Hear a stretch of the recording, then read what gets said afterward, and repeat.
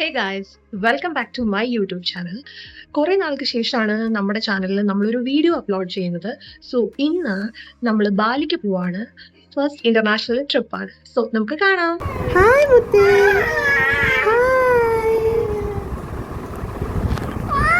വരുന്നോ? ടാറ്റ പോ, വരുന്നോ? ഇല്ലേ, ഇല്ല. ഞങ്ങൾ പോയിട്ട് വരട്ടെ. ടാറ്റ. മലേഷ്യയിൽ നിന്ന് വരുമ്പോൾ എന്തോ വേണം, അല്ല ബാലിയിൽ നിന്ന് വരുമ്പോൾ എന്തോ വേണം? ചുമ്മായിട്ട് പോയിട്ട് ഒന്നും വേണ്ടേ ബനിയെ?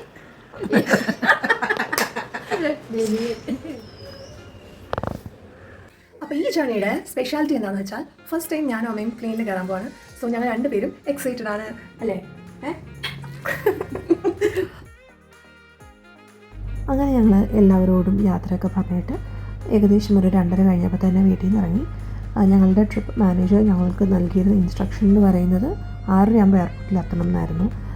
ഈ ഒരു യാത്രയിൽ ഞങ്ങൾ 5 പേര് മാത്രമല്ല, ഞങ്ങളൊരു ഫാമിലി, അതുപോലെ തന്നെ ഞങ്ങളെല്ലാം കൂടെ ചേർത്ത് ഒരു 49 പേര് ചേർന്നാണ് ഈ ഒരു ബാലി ട്രിപ്പ് പോകുന്നത്. സോ ഞങ്ങളെല്ലാവരോടും 6:30 ആകുമ്പോൾ എയർപോർട്ടിൽ എത്തണം എന്നാണ് പറഞ്ഞത്. അത്യാവശ്യം ട്രാഫിക് ഉണ്ടായിരുന്നോ എന്ന് ചോദിച്ചു കഴിഞ്ഞാൽ കുറച്ചുണ്ടായിരുന്നു, എങ്കിലും മാനേജ് ചെയ്ത് ഞങ്ങൾ ആ ഒരു സമയത്ത് എത്താൻ വേണ്ടി ട്രൈ ചെയ്തു. ഈ ഒരു യാത്ര കൊണ്ട് ഞങ്ങൾ നേരത്തെ ലഞ്ചൊക്കെ കഴിച്ചായിരുന്നു. അതുകൊണ്ട് കുറച്ച് ഡ്രൈവ് ചെയ്ത് കഴിഞ്ഞപ്പോൾ തന്നെ ഞങ്ങൾക്ക് എല്ലാവർക്കും വിശക്കാൻ തുടങ്ങി. അങ്ങനെ കുറച്ച് മുന്നോട്ട് പോയപ്പോൾ ഒരു ബേക്കറിയിൽ ഞങ്ങൾ നിർത്തി. അവിടെ ചൂടോടെ ഏത്തക്കാപ്പം ഉണ്ടാക്കുമായിരുന്നു. ചോദിച്ചപ്പോൾ അവർ പറഞ്ഞു ഇപ്പോൾ ഉണ്ടാക്കി തരാം, റെഡിയാക്കാന്ന് പറഞ്ഞു.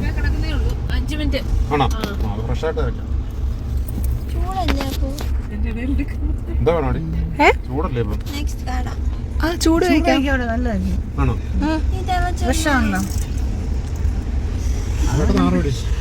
എന്താ വേണ്ടേ? ഏത്തക്കാപ്പം വേണോ? കുഴപ്പമില്ല, ബ്യൂട്ടിഫുൾ ആയിട്ടുണ്ട്. ഇതൊരു പെർഫെക്റ്റ് ബോണ്ടെങ്കിൽ ബോണ്ട എന്തെങ്കിലും മതി. അപ്പോൾ ഞങ്ങളുടെ വ്ളോഗ് ഞങ്ങൾക്ക് സമാധാനമായിട്ട് വ്ളോഗ് എടുക്കാൻ പറ്റില്ല.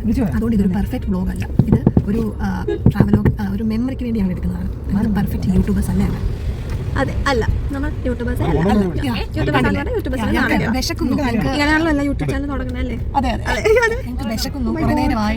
ഞങ്ങൾ 2:30 വീട്ടിൽ നിന്ന് ഇറങ്ങിയതാണ്. ഇപ്പം ഏകദേശം 4:30 ആയി. അപ്പോൾ ഞങ്ങൾക്ക് വിശക്കുന്നു, ചുമ്മാ ഇരുന്നിട്ടും വിശക്കുന്നു.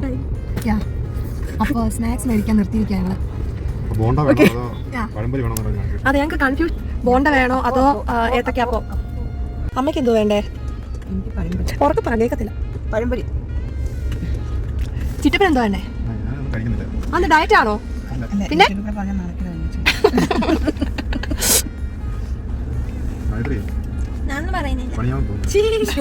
ഇതെല്ലാരും അറിയും. കിട്ടിയോ ഏത്തക്കാപ്പം? ഗൈസ്, ഞങ്ങൾക്ക് നല്ല ചൂട് ഏത്തക്കാപ്പം കിട്ടിയിരിക്കുകയാണ്. തൊട്ടാ കൈ പൊള്ളും. അതുകൊണ്ട് ഞങ്ങൾ കുറച്ച് കഴിഞ്ഞിട്ട് ഏത്തക്കാപ്പം കഴിക്കുന്നുള്ളൂ. വെരി ഹോട്ടാണ്. എനിക്ക് ഏത്തക്കാപ്പം മതി, കട്ടിയുള്ള ഏത്തക്കാപ്പം.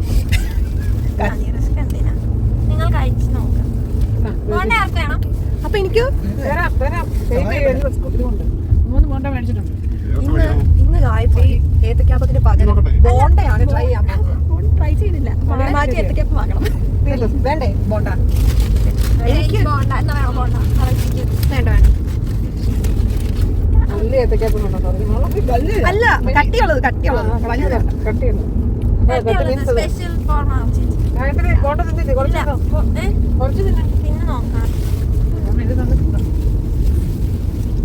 ഗൈസ്, നിങ്ങൾ കൊതിക്കരുത്. കഴിച്ചു കഴിഞ്ഞാൽ എങ്ങനെയുണ്ട്?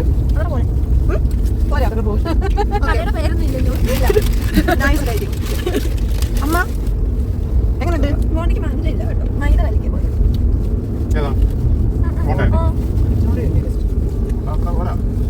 എങ്ങനെയുണ്ട് ചിറ്റപ്പാ?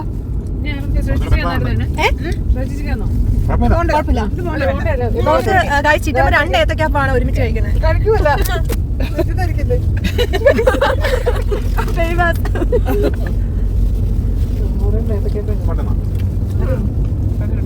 മേഡം ഇപ്പം ബോണ്ട മാറ്റി ഏത്തക്കാപ്പം തന്നെ ആക്കി. ചൂടാട്ടോ.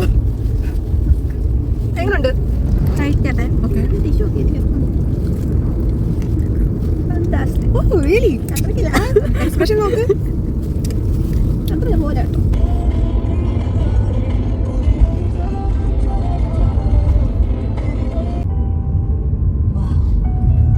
അങ്ങനെ ഒരു 3 മണിക്കൂർ യാത്രയ്ക്ക് ശേഷം ഞങ്ങൾ 6:30 ആയപ്പോൾ എയർപോർട്ടിലെത്തി. ചിറ്റപ്പനും ചിറ്റമ്മയും ഞങ്ങളെ എൻട്രൻസിൻ്റെ അവിടെ ഇറക്കിയിട്ട് കാറ് പാർക്ക് ചെയ്യാനായിട്ട് പോയി. അടുത്ത 5 ദിവസം ഇവിടെയാണ് കാറ് പാർക്ക് ചെയ്യുന്നത്. സോ ആ സമയം കൊണ്ട് ഞങ്ങൾ കുറച്ച് ഫോട്ടോസും വീഡിയോസും ഒക്കെ എടുത്തു. ഞാനൊക്കെ ഒരുപാട് തവണ എയർപോർട്ടിൽ വന്നിട്ടുണ്ട്. ചിറ്റപ്പനും ചിറ്റമ്മയും ഗായത്രിയൊക്കെ ഗൾഫിലായിരുന്ന സമയത്ത് ഞാനും അപ്പൂപ്പനും കൂടെ ആയിരുന്നു മിക്കപ്പോഴും ഇവരെ പിക്ക് ചെയ്യാൻ വരുന്നതും കൊണ്ടുവിടുന്നതും ഒക്കെ. സോ ഇത്രയും നാളും ഇതിനകത്തേക്ക് കയറിയിട്ടുണ്ടായിരുന്നില്ല. സോ ഇന്ന് ഇവരുടെ കൂടെ തന്നെയാണ് ഫസ്റ്റ് ടൈം ഞാനും അമ്മയും പ്ലെയിനിൽ കയറാൻ പോകുന്നത്.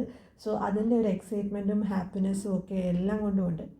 അങ്ങനെ ഞങ്ങൾ ബാഗൊക്കെ എടുത്ത് കുറച്ച് അപ്പുറത്തേക്ക് മാറി നിൽക്കാമെന്ന് വിചാരിച്ചു. എന്നിട്ട് ഞങ്ങൾ വീട്ടിലോട്ടൊക്കെ വിളിച്ചു പറഞ്ഞു ഞങ്ങൾ എയർപോർട്ടിൽ എത്തി എന്നൊക്കെ. പിന്നെ ഞങ്ങൾ ചിറ്റപ്പനെയും ചിറ്റമ്മയൊക്കെ വെയിറ്റ് ചെയ്തു. ഞാൻ കുറേ നേരമൊക്കെ അവിടെയുള്ള ആൾക്കാരെയൊക്കെ നോക്കി നിന്നു. അങ്ങനെ കാറ് പാർക്ക് ചെയ്തിട്ട് ചിറ്റപ്പനും ചിറ്റമ്മയും ഞങ്ങളുടെ അടുത്തേക്ക് വന്നു. പിന്നീട് ടൂർ ഇൻസ്ട്രക്ടറുടെ നിർദ്ദേശപ്രകാരം ഞങ്ങളെല്ലാവരും ഞങ്ങളുടെ കൂടെ വരുന്ന മറ്റ് യാത്രക്കാരുള്ള ഇടത്തേക്ക് പോയി.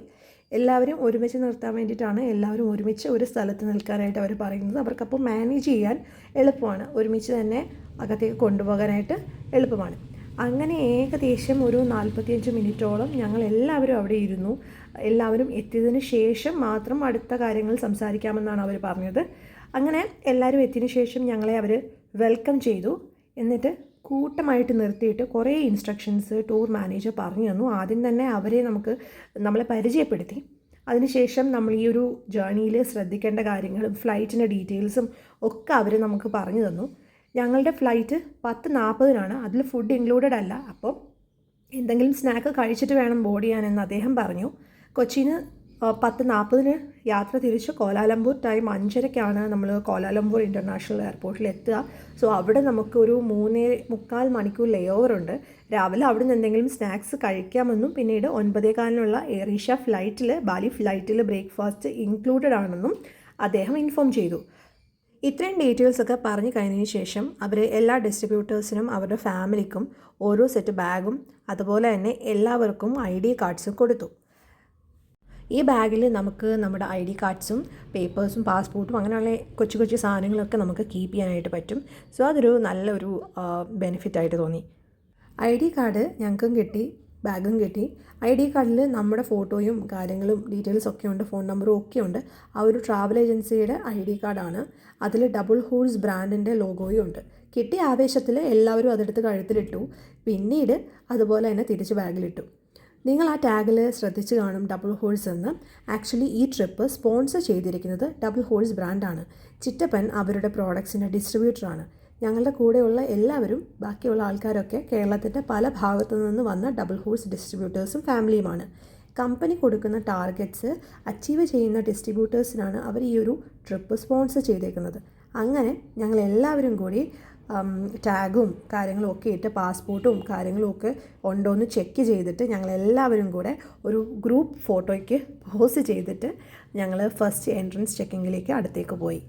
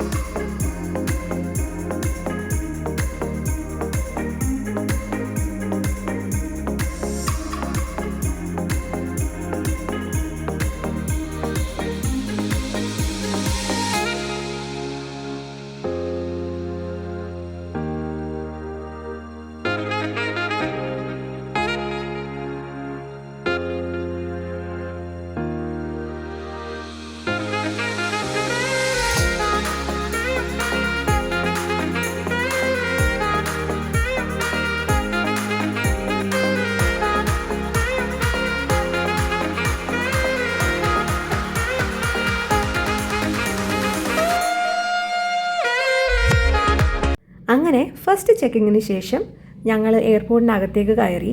ഞങ്ങളുടെ അടുത്ത ടാസ്ക് എന്ന് പറയുന്നത് ഞങ്ങളുടെ കയ്യിലുള്ള ലഗേജ് ചെക്ക് ഇൻ ചെയ്യാന്നുള്ളതാണ്. സോ അതിൻ്റെ കൗണ്ടേഴ്സാണ് നമ്മൾ ഈ കാണുന്നത്. നമ്മുടെ ഫ്ലൈറ്റ് എയർ ഏഷ്യ ആണ്. സോ എയർ ഏഷ്യ ഫ്ലൈറ്റിലേക്ക് നമ്മുടെ ലഗേജും ചെക്ക് ഇൻ ചെയ്യാൻ വേണ്ടിയിട്ട് നമ്മൾ ഈ കാണുന്ന കൗണ്ടറിലാണ് നിൽക്കേണ്ടത്. ഇതുപോലെ വേറെ കുറേ കൗണ്ടേഴ്സ് ഉണ്ട്, പക്ഷേ അത് മറ്റ് എയർലൈൻസിൻ്റെയൊക്കെയാണ്. ഇത് ഒരു ടാസ്ക് തന്നെയായിരുന്നു. ബിക്കോസ് കുറച്ചധികം തിരക്കുണ്ടായിരുന്നു. നമ്മൾ കുറച്ച് നേരം അവിടെ നിൽക്കേണ്ടതായിട്ട് വന്നു.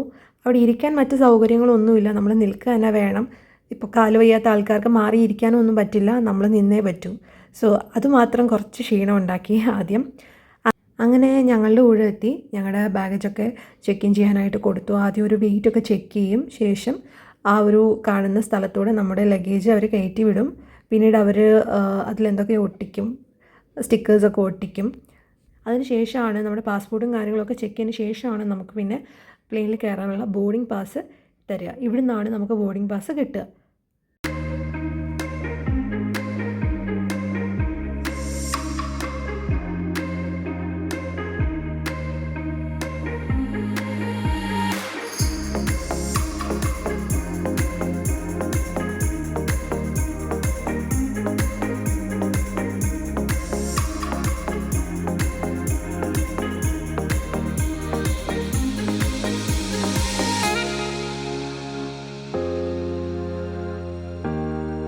അങ്ങനെ ഞങ്ങളുടെ ലഗേജൊക്കെ കുഴപ്പമില്ലാതെ ചെക്ക് ഇൻ ചെയ്തു.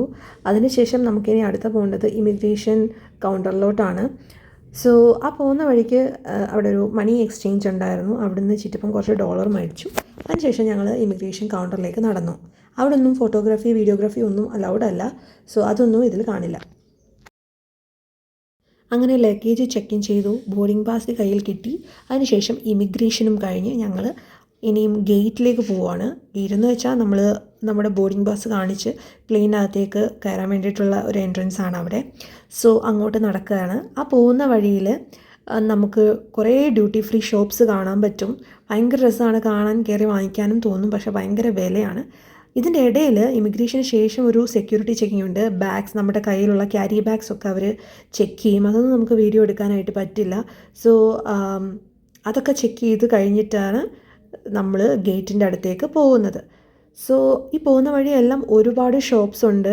അതിപ്പോൾ കഫേസ് ആയിക്കോട്ടെ, പിന്നെ റെസ്റ്റ് ഏരിയ ഉണ്ട്, പലതരം ഷോപ്സ് ഉണ്ട്. നമുക്ക് എന്തെങ്കിലും വേണമെങ്കിൽ വാങ്ങിക്കാം. ഭയങ്കര രസമാണ് എല്ലാം കാണാനായിട്ട്. അങ്ങനെ ഞങ്ങൾ ഞങ്ങളുടെ ഗേറ്റിൻ്റെ അടുത്തേക്ക് നടന്നു.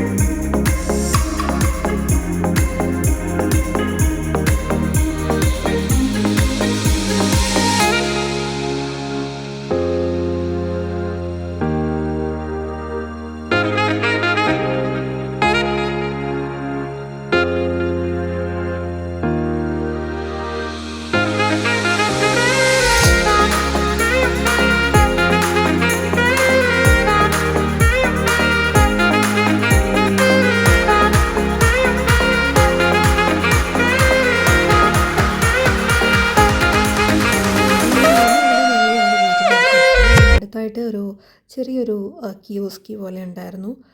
അവിടെ ജ്യൂസും പിന്നെ അതുപോലെ കഴിക്കാൻ കുറച്ച് സ്നാക്സും ഒക്കെ ഉണ്ടായിരുന്നു. വിശന്നായിരുന്നു. സോ വീട്ടിൽ നിന്ന് കൊഴുക്കട്ട കൊണ്ടുവന്നിട്ടുണ്ടായിരുന്നു അമ്മ. അപ്പോൾ അത് ഞങ്ങളെല്ലാവരും കൂടെ കഴിച്ചു വന്ന്. ഗായത്രി കഴിച്ചില്ല. പക്ഷേ എനിക്ക് വിശന്നു. ഗായത്രി ഒരു ചിക്കൻ ടിക്ക സാൻഡ്വിച്ച് കഴിക്കുന്നുണ്ട്. അപ്പോൾ എനിക്കും വിശന്നു. സോ ഞാനും ഒരെണ്ണം ഓർഡർ ചെയ്തു. പക്ഷേ കുഴപ്പമില്ലായിരുന്നു. ഒരു ആവറേജ് ടേസ്റ്റേ ഉണ്ടായിരുന്നുള്ളൂ. അതൊക്കെ കഴിച്ചിട്ട് പിന്നെ ഞങ്ങൾ കുറച്ചുകൂടെ മുന്നോട്ട് പോയി. നല്ല വിലയാണ്. ഏകദേശം ഒരു ചിക്കൻ ടിക്കായും ഒരു കുപ്പി വെള്ളം മേടിച്ചപ്പോൾ തന്നെ വെള്ളത്തിന് 66 രൂപയാണ് ആയത്. എയർപോർട്ടിനകത്ത് ക്യാഫേസിലും കടയിലും എല്ലാം നല്ല വിലയാണ്. സോ അങ്ങനെ ഞങ്ങൾ അതൊക്കെ കഴിച്ചിട്ട് പോയി.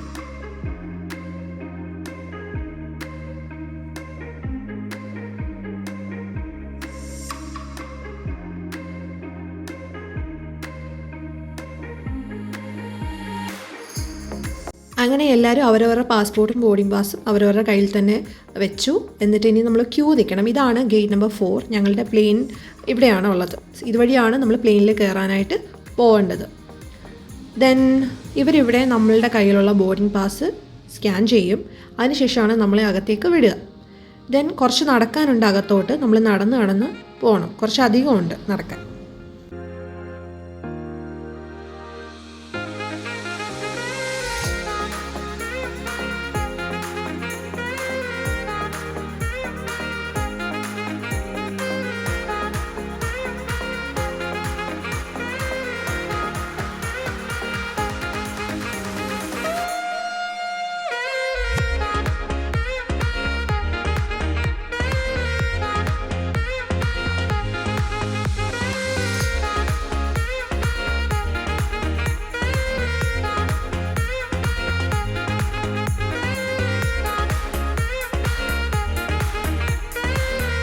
അങ്ങനെ ഗൈസ് നടന്ന് അങ്ങനെ വലതുകാല് വെച്ച് പ്ലെയിനിലോട്ട് കയറി. സോ പ്ലെയിനിൽ സീറ്റിംഗ് അറേഞ്ച്മെൻറ്റ്സിൽ സോൺ 1, സോൺ 2, സോൺ 3 എന്നൊക്കെ ഉണ്ട്. സോൺ 3 എന്ന് പറയുന്നത് ഏറ്റവും ബാക്കിലത്തെ കുറച്ച് സീറ്റ്സ് ആയിരിക്കും. സോൺ 2 എന്ന് പറയുന്നത് ഇടഭാഗത്തെ സീറ്റുകളും സോൺ 1 എന്ന് പറയുന്നത് ഫ്രണ്ടിലത്തെ ഒരു കുറച്ച് ഭാഗത്തിലുള്ള സീറ്റുകളായിരിക്കും. ഇവിടെയാണ് ഞങ്ങളുടെ സീറ്റ്. ഞാനും ഗായത്രിയും ഒരുമിച്ച് തന്നെയാണ് ഇരിക്കുന്നത്. അതുപോലെ തന്നെ ചിറ്റപ്പനും ചിറ്റമ്മയ്ക്കും ഒരുമിച്ച് തന്നെയാണ് ഇരിക്കുന്നത്. പക്ഷേ എൻ്റെ അമ്മയുടെ സീറ്റ് മാത്രം ഏറ്റവും ബാക്കിലായിപ്പോയി, സോൺ 3 അതുകൊണ്ട് ഒരു വിഷമം ഉണ്ടായിരുന്നു ആദ്യം. പിന്നെ എന്തെങ്കിലും അറേഞ്ച്മെൻറ്റ്സ് ചെയ്യാമെന്ന് വിചാരിച്ചു. എനിക്ക് വിൻഡോ സീറ്റ് കിട്ടണമെന്ന് ഭയങ്കര ആഗ്രഹമായിരുന്നു. ഗായത്രിയുടെയാണ് ഈ ഒരു വിൻഡോ സീറ്റ്. അവൾ എന്നോട് പറഞ്ഞു ചേച്ചി എടുത്തോളാൻ പറഞ്ഞു. സോ ആദ്യമായിട്ട് പ്ലെയിനിൽ കയറുമ്പോൾ ആ ഒരു വിൻഡോ സീറ്റിലിരുന്ന് കാഴ്ചകൾ കാണണമെന്ന് ആർക്കാ കൊതിയില്ലാത്തത്. അതുകൊണ്ട് എൻ്റെ മനസ്സ് അവൾ അറിഞ്ഞു. അവൾ എന്നോട് പറഞ്ഞു ചേച്ചി വിൻഡോ സീറ്റ് എടുത്തോളാൻ. സോ അതിൻ്റെ നന്ദി എനിക്ക് അവളോടുണ്ട്. അങ്ങനെ സീറ്റ് ബെൽറ്റ് ഒക്കെ ഇട്ടു. എയർ ഹോസ്റ്റസ് കുറേ ഇൻസ്ട്രക്ഷൻസ് നമുക്ക് തരും. അതൊക്കെ നമ്മൾ അനുസരിക്കണം. വിൻഡോ സീറ്റിലൂടെ രാത്രിയിലെ വ്യൂ ഇങ്ങനെയാണ്. ലൈറ്റ്സ് മാത്രമേ നമുക്ക് കാണാനായിട്ട് പറ്റത്തുള്ളൂ. പ്ലെയിനിലേക്ക് കയറി വരുമ്പോൾ തന്നെ ക്യാബിൻ ക്രൂസ് നമ്മളെ വെൽക്കം ചെയ്യും ഭയങ്കര പ്ലസൻ്റ് ആയിട്ട്. അതിൻ്റെ ലെഫ്റ്റ് സൈഡിലാണ് നമ്മുടെ പൈലറ്റ്സിൻ്റെ ക്യാബിൻ. അതുപോലെ തന്നെ വാഷ്റൂമും അവിടെ തന്നെയാണ്. അതുപോലെ അതിൻ്റെ തൊട്ടപ്പുറത്താണ് ക്യാബിൻ ക്രൂസിൻ്റെ ക്യാബിൻ. ലൈക്ക് അവരുടെ ഫുഡ് ഐറ്റംസ് ഒക്കെ ഒതുക്കി വെച്ചിരിക്കുന്ന അറേഞ്ച് ചെയ്തിരിക്കുന്ന ഏരിയ അവിടെയാണ്. Dear guests, we will now demonstrate to you the safety features of this aircraft. As your safety is our concern and the safety features may differ from other aircraft, we ask for your full attention to the cabin crew in front of you. This is your seatbelt. To fasten, insert the metal tip into the buckle and tighten the belt by pulling on the buckle strap. To unfasten, lift the metal flap. Whenever the seatbelt sign is on, you must return to your seat and fasten your seatbelt securely. Should an oxygen mask like this drop from the compartment above your seat, immediately pull the mask firmly towards you. Place the mask over your nose and mouth with the headband tightly around your head and breathe normally. Place your own mask first before assisting others under your care. Your life vest is under your seat. To use it, slip it over your head like this. Clip on the waistband. Pull it tight. At the exit before leaving the aircraft, pull the red tag to inflate life vest. Do not inflate your life vest until you are at the exit, as this would slow down the evacuation flow. Your life vest has an oral tube for further inflation. The light comes on when in contact with water, and here is a whistle to attract attention. Evacuation slides are located at all exits. Please note where the emergency exits on the aircraft are located. They are being pointed out to you now, bearing in mind that the nearest exit may be behind you. In the event of a plane move ചെയ്യുന്നതിന് മുൻപേ ഇതൊക്കെയാണ് പ്ലെയിനകത്തെ കലാപരിപാടികൾ. Cabin cruise 3 പേരോളം കാണും. Zone 1 zone 2 zone 3 explain ചെയ്യാൻ cabin cruise ഉണ്ട്. അവരെല്ലാ safety ഫീച്ചേഴ്സും നല്ലപോലെ എക്സ്പ്ലെയിൻ ചെയ്യും. നമ്മളിത് കേട്ടിരിക്കുക എന്നുള്ളതാണ് നമ്മുടെ ഉത്തരവാദിത്തം. നമ്മൾ എയ്റോപ്ലെയിൻ മോഡ് ഓൺ ആക്കണം ഫോണിൽ എന്നൊക്കെ ക്യാബിൻ ക്രൂസ് പറയും. പിന്നെ അങ്ങനെ പതുക്കെ പ്ലെയിൻ മൂവ് ചെയ്തു. ആദ്യം ഭയങ്കര സ്ലോ ആയിട്ടാണ് മൂവ് ചെയ്യുന്നത്. കുറച്ചധികം ഏരിയ ഇത് മൂവ് ചെയ്ത് കഴിഞ്ഞിട്ടാണ് ഒരു പോയിന്റിലെത്തി കഴിയുമ്പോഴാണ് ഭയങ്കരമായിട്ട് സ്പീഡ് കൂട്ടി ഇത് മുകളിലേക്ക് പറക്കുന്നത്. ടേക്ക് ഓഫ് ചെയ്യുന്നതിന് മുമ്പ് പൈലറ്റ്സ് അനൗൺസ് ചെയ്യും ടേക്ക് ഓഫ് ചെയ്യാൻ പോവുകയാണെന്ന്. ക്യാബിൻ ക്രൂസിനോട് അവരോട് ഇരിക്കാനായിട്ട് പറയും. എല്ലാവരും സീറ്റ് ബെൽറ്റ് ഇടാനായിട്ടും അവർ അനൗൺസ് ചെയ്യും. അതുപോലെ സീറ്റ്സ് നേരെയാണോ എന്നൊക്കെ ക്യാബിൻ ക്രൂസ് വന്ന് ചെക്ക് ചെയ്യും. അതിനുശേഷമാണ് ഇവർ ക്യാബിൻ ക്രൂസ് പൈലറ്റ്സിനെ ഇൻഫോം ചെയ്യുമെന്ന് തോന്നുന്നു. അവരിടയ്ക്കിടയ്ക്ക് വിളിക്കുന്ന കാണാം. സോ ഇതൊക്കെ എൻഷുർ ചെയ്തിട്ടാണ് ടേക്ക് ഓഫ് ചെയ്യുന്നത്. അങ്ങനെ നമ്മൾ ഞാൻ പറഞ്ഞില്ലേ ഒരു പോയിന്റിലെത്തി കഴിയുമ്പോഴാണ് ഇതിൻ്റെ സ്പീഡ് കൂട്ടുന്നതെന്ന് എയ്റോപ്ലെയിൻ്റെ. അങ്ങനെ ആ ഒരു പോയിന്റിൽ നമ്മൾ എത്തിക്കഴിഞ്ഞു. ഇനി ഇവിടുന്ന് ഭയങ്കരമായിട്ട് സ്പീഡ് കൂട്ടിയാണ് പ്ലെയിൻ പോകുന്നത്. അങ്ങനെ പോയിട്ട് പറക്കുകയാണ് ചെയ്യാറ്. അതുപോലെ മറ്റൊരു ഇൻട്രസ്റ്റിംഗ് തിങ് എന്ന് വെച്ചാൽ ടേക്ക് ഓഫിൻ്റെ സമയത്തും ലാൻഡിങ്ങിൻ്റെ സമയത്തും പ്ലെയിനകത്തെ എല്ലാ ലൈറ്റ്സും ഒരു ഓഫ് ചെയ്യും.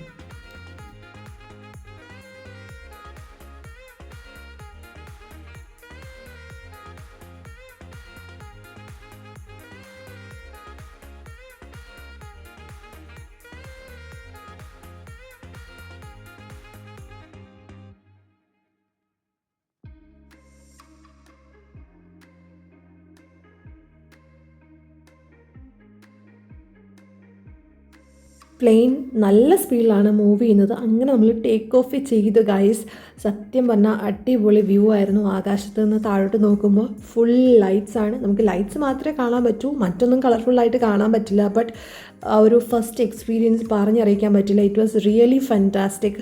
ആൻഡ് ഞാൻ ഭയങ്കരമായിട്ട് ഹാപ്പിയായി. ഞാൻ ഭയങ്കരമായിട്ട് എൻജോയ് ചെയ്തു. നമ്മൾ ഈ വണ്ടർലയിലൊക്കെ പോയിട്ട് റൈഡേ കയറില്ലേ, ആ ഒരു ഫീലായിരുന്നു ടേക്ക് ഓഫ് സമയത്ത്. ചിലർക്ക് ടേക്ക് ഓഫ് ചെയ്യുമ്പോഴും ലാൻഡിങ്ങിൻ്റെ സമയത്തും അസ്വസ്ഥതകൾ ഉണ്ടാവാറുണ്ടെന്ന് കേൾക്കാറുണ്ട്. പക്ഷേ എനിക്ക് ഈ ഒരു ടേക്ക് ഓഫിൻ്റെ സമയത്ത് വലിയ ബുദ്ധിമുട്ടുകളൊന്നും തോന്നിയില്ല. ഞാൻ ശരിക്കും എൻജോയ് ചെയ്യുകയാണ് ചെയ്തത്. ഇതാണ് ഗൈസ് ആ ഒരു കൊച്ചിയുടെ നൈറ്റ് വ്യൂ. എന്തൊക്കെ പറഞ്ഞാലും ആ ഒരു വിൻഡോ സീറ്റിലൂടെ ആ ഒരു നൈറ്റ് വ്യൂ അടിപൊളിയായിരുന്നു. ഞാൻ ശരിക്കും എൻജോയ് ചെയ്തു. ഇത് ഫസ്റ്റ് ടൈം ആയിട്ടാണോ എന്നും അറിയില്ല ഈ ഒരു എൻജോയ്മെൻറ്റ്. എന്നും പ്ലെയിനിൽ കയറുന്നവർക്ക് ഈ ഒരു എക്സൈറ്റ്മെൻറ്റ് തോന്നണം എന്നില്ല. ആൻഡ് ഇതിനേക്കാളും അടിപൊളിയായിട്ട് എനിക്ക് തോന്നിയത് മുകളിൽ ചെന്നിട്ട് ഇത് വളയും, പോകേണ്ട ഡയറക്ഷനിലേക്ക് ഇത് വളയും. സത്യം പറഞ്ഞാൽ അടിപൊളിയായിരുന്നു. അത് നമ്മളൊരു വണ്ടർലയിലൊക്കെ റൈഡിൽ കയറിയിരിക്കുന്ന ഒരു ഫീലാണ് ശരിക്കും അത്. ആൻഡ് നമ്മളിങ്ങനെ ചരിയും, പ്ലെയിൻ ലെഫ്റ്റിലേക്ക് തിരിയുമ്പോൾ നമ്മളും ചരിയും. അപ്പോഴത്തേന് ആ ഒരു നൈറ്റ് വ്യൂ ഭയങ്കര രസമാണ്, ആകാശത്ത് നിന്ന് താഴോട്ട് നോക്കുന്നത്. ആൻഡ് അത് ഭയങ്കര രസമായിരുന്നു. ഞാൻ ശരിക്കും എൻജോയ് ചെയ്തു. ഞാനത് നോക്കിക്കൊണ്ട് തന്നെ ഇരിക്കുകയായിരുന്നു. കുറേ നേരം കഴിഞ്ഞിട്ടാണ് ഉറങ്ങാനായിട്ട് ശ്രമിച്ചത്.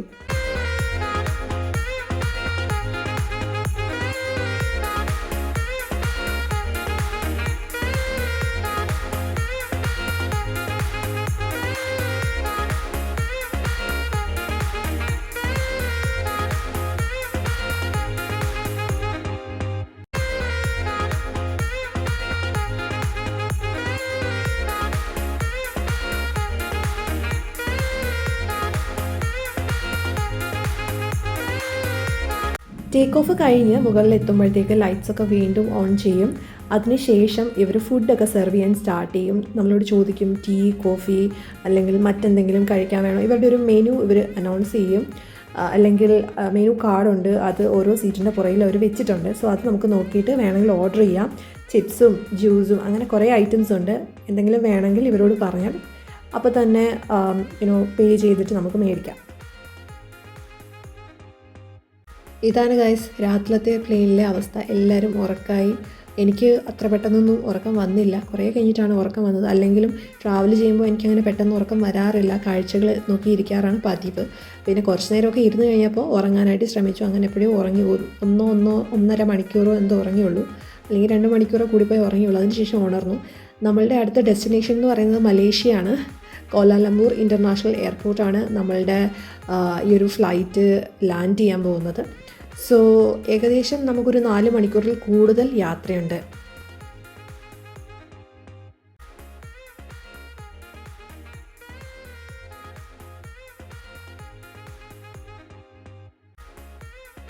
അങ്ങനെ 4 മണിക്കൂർ കൂടുതലുള്ള യാത്രയ്ക്ക് ശേഷം, മേഘങ്ങൾക്കിടയിലൂടെയുള്ള യാത്രയ്ക്ക് ശേഷം അവസാനം ലൈറ്റ്സൊക്കെ കാണാൻ തുടങ്ങി. സത്യം പറഞ്ഞാൽ ഈ കാണുന്നത് മലേഷ്യയാണ്. സത്യം പറയാലോ മുകളിൽ നിന്നുള്ള വ്യൂ അടിപൊളിയാണ്. മലേഷ്യ ഭയങ്കര ബ്യൂട്ടിഫുള്ളാണ്. ആ ഒരു നൈറ്റ് വ്യൂ എന്ന് പറയുന്നത്, ആ ഒരു കടലും അതുപോലെ തന്നെ കടലിനോട് ചേർന്ന് പോർട്ടൊക്കെ ഉണ്ട്. അതൊക്കെ നമുക്ക് ദൂരെ നിന്ന് നോക്കിയാൽ കാണാം. ഈ ഒരു പ്ലെയിനിൽ നിന്ന് നോക്കുമ്പോൾ കാണാനായിട്ട് പറ്റും. ഇത് നൈറ്റ് വ്യൂ ആണ്. നമ്മൾ തിരിച്ചു വരുമ്പോൾ പകൽ സമയത്താണ് കോലാലംപൂർ എയർപോർട്ടിൽ എത്തുക. അപ്പോൾ നമുക്ക് ആ ഒരു കാഴ്ചകൾ കാണാൻ പറ്റും. അല്ല, രാവിലെ തന്നെ പോകുമ്പോൾ കാണാൻ പറ്റും. രാവിലെ 9:15 ഇവിടുന്ന് ഫ്ലൈറ്റ് ബാലിക്ക്. സോ അപ്പോൾ നമുക്ക് ആ ഒരു ഡേ വ്യൂ നമുക്ക് കാണാനായിട്ട് പറ്റും. നൈറ്റ് വ്യൂ കിടിലമാണ്. സത്യം പറഞ്ഞാൽ എനിക്ക് ഭയങ്കരമായിട്ട് ഇഷ്ടപ്പെട്ടു. ഭയങ്കര രസമുണ്ടായിരുന്നു കാണാൻ. ഗൈസ്, ലാൻഡ് ചെയ്യുന്ന വീഡിയോ ഞാൻ എടുക്കാൻ വിട്ടുപോയെന്ന് തോന്നുന്നു. വീഡിയോ റെക്കോർഡായിട്ടില്ല. മലേഷ്യയുടെ ഭംഗി ആസ്വദിക്കുന്ന തിരക്കിൽ ആ ഒരു വിൻഡോയിൽ കൂടെ താഴോട്ട് നോക്കിയിരിക്കുന്ന സമയത്ത് വീഡിയോ റെക്കോർഡ് ചെയ്യാൻ വിട്ടുപോയെന്ന് തോന്നുന്നു. സത്യത്തിൽ മിസ് ചെയ്യുന്നു. അടിപൊളി വ്യൂ ആയിരുന്നു അത്.